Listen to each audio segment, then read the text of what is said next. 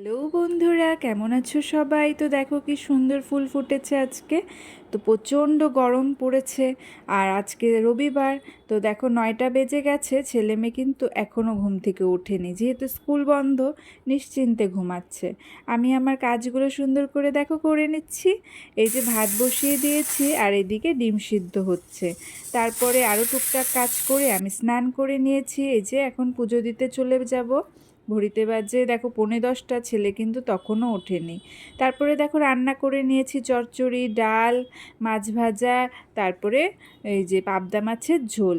তারপরে আবার বাটিতে বাটিতে সবার জন্য বেড়েও নিচ্ছিলাম, কারণ যেহেতু দুপুরে আমি থাকবো না, এক জায়গায় যাব, তাই বাবার জন্য, মার জন্য, ওর জন্য, মাসির জন্য, সবার জন্য বাটিতে বাটিতে বেড়ে নিয়েছিলাম খাবারটা।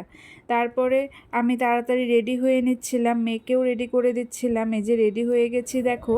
তারপরে দেখো আমি কোথায় চলে এসেছিলাম মেকআপ আর্টিস্ট শাওনার স্টুডিওতে।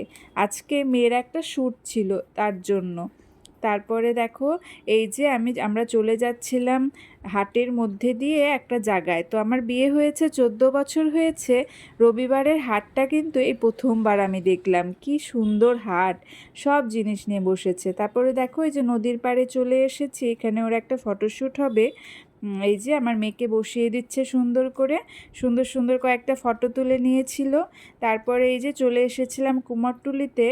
কি সুন্দর যে দুর্গা ঠাকুরটা বানিয়েছে, অপূর্ব। তারপরে এই যে বাড়িতে এসে দেখো এই যে কাস্টমারদের শাড়ি চলে এসেছে। আমার যেহেতু একটা অনলাইনে ছোট বিজনেস আছে, তাদেরই এগুলো শাড়ি।